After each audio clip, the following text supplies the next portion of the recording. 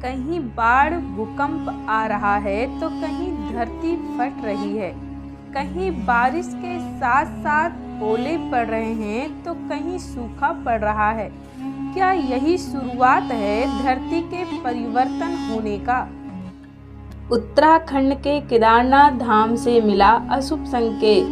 भगवान भोलेनाथ ने दिया कलयुग के अंत होने का संकेत। सच हो रही है भविष्य मालिका की वह भविष्यवाणी जो हजारों साल पहले किया गया था। नमस्कार मित्रों, GLI टिप्स में आपका स्वागत है। मैं हूं आपकी दोस्त पूजा। आज के वीडियो में हम आपको बताएंगे केदारनाथ धाम में घटी उस घटना के बारे में जिसे भविष्य मालिका की भविष्यवाणी में कलयुग के अंत होने का संकेत माना जा रहा है। दोस्तों, रामायण, महाभारत, पुराण आदि ऐसे ग्रंथ हैं जिसके अंदर अतीत में घटी घटनाओं का वर्णन मिलता है, परंतु भविष्य मालिका ही एकमात्र ऐसा ग्रंथ है जिसके अंदर भविष्य में घटने वाली सभी घटनाएं वर्णित हैं। बाबा वेंगा, नास्त्रेदमस आदि भविष्यवक्ताओं की भविष्यवाणियों की चर्चा हमेशा घटना घटित होने के बाद होती है, परंतु भविष्य मालिका के अंदर संत अच्युतानंद दास महाराज जी ने उन सभी घटनाओं की भविष्यवाणी कर रखी है जो भविष्य में घटने वाली है।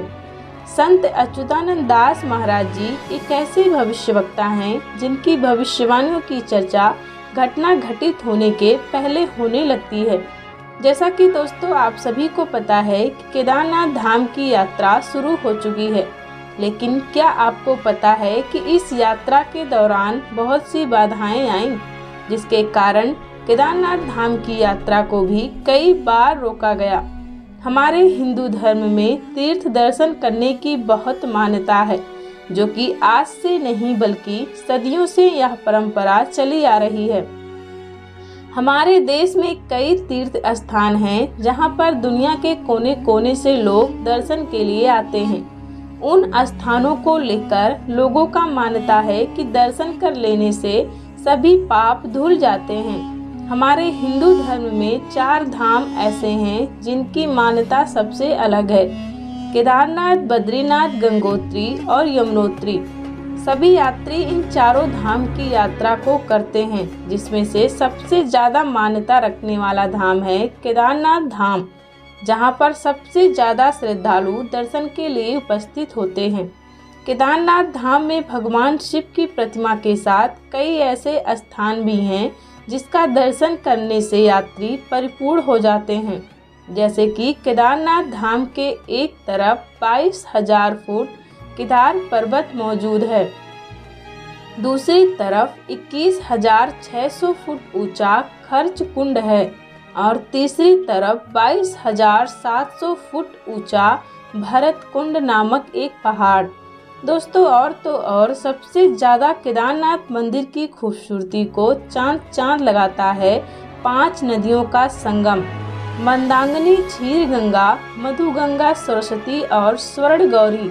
यह 5 ऐसी नदियां हैं जिसमें से सहायक मंदाकिनी नदी के किनारे है केदारनाथ मंदिर, जो आज भी मौजूद है। यहाँ पर सर्दियाँ और बरसात में काफ़ी ज़्यादा बर्फ और पानी रहता है, इसलिए केदारनाथ मंदिर को 6 महीनों के बाद 6 महीनों के लिए बंद कर दिया जाता है और 6 महीने बाद ही से पुनः खोला जाता है। उसके बाद शुरू होती है यात्रा।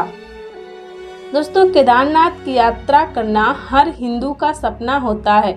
यह बात तो हर किसी को पता है कि केदारनाथ मंदिर को द्वापर युग में पांडवों ने बनवाया था। उसके बाद हुआ युग परिवर्तन और आया एक नया युग यानी कि कलयुग। मान्यता है कि द्वापर युग के अंत और कलयुग के आरंभ में 4000 वर्षों तक केदारनाथ मंदिर बर्फ में दबा रह गया था। इसलिए कहा जाता है कि कलयुग में सर्वप्रथम इसका खोज आदिगुरु शंकराचार्य ने किया था। इस पर वैज्ञानिकों ने शोध किया था और उन्होंने भी इस बात की पुष्टि की है। दोस्तों, आपको जानकर हैरानी होगी कि यही घटना हमें दोबारा देखने को मिल रहा है। आपको बता दें कि इस साल केदारनाथ मंदिर के कपाट को 25 अप्रैल के सुबह में खोला गया, परंतु इस समय वहां इतनी तेजी से बर्फबारी शुरू हो गई है कि श्रद्धालुओं के लिए टेंट की व्यवस्था करना पड़ा। अनुमान लगाया जा रहा है कि इस बार भी केदारनाथ मंदिर पूरी तरह से बर्फ में ढकने वाला है। दर्शन करने आए श्रद्धालुओं को बहुत से कठिनाइयों का सामना करना पड़ रहा है। वहां पर खाने पीने का सामान खत्म हो चुका है। लोग पानी को तरस रहे हैं। क्या इस घटना से भगवान शिव पूरी दुनिया को किसी अनहोनी के होने का संकेत दे रहे हैं? क्या अब खत्म हो जाएगा कलयुग?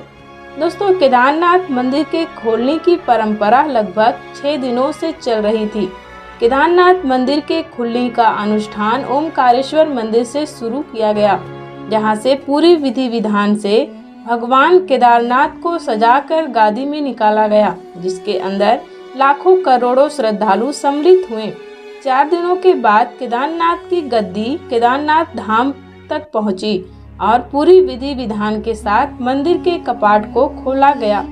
भगवान केदारनाथ का यह धाम सदियों से हिंदू आस्था का धाम रहा है। भक्त सर्दियों के 6 महीने केदारनाथ धाम के कपाट को खोलने की इंतजार में लगे रहते हैं। जैसे ही मंदिर का कपाट खोला जाता है, यहाँ हजारों से ज्यादा श्रद्धालु उपस्थित हो जाते हैं। बद्रीनाथ धाम के दर्शन करने आए श्रद्धालु भी केदारनाथ धाम के दर्शन के लिए पहुँचते हैं। जिस प्रकार सर्दियों में बद्रीनाथ धाम के कपाट बंद हो जाने के बाद भगवान बद्री नारायण की पूजा चौसी मठ के नरसिंह मंदिर में किया जाता है, उसी प्रकार केदारनाथ धाम के कपाट बंद होने के बाद भगवान केदारनाथ की पूजा ओखी मठ के ओमकारेश्वर मंदिर में किया जाता है। ओखी मठ को भी एक महत्वपूर्ण तीर्थ स्थल के नाम से जाना जाता है, जो रुद्रप्रयाग से लगभग 41 किलोमीटर की दूरी पर स्थित है। दोस्तों, जानकारी आपको कैसा लगा हमें कमेंट सेक्शन में कमेंट करके जरूर बताएं। चैनल पे नए हैं तो चैनल को सब्सक्राइब करें। धन्यवाद।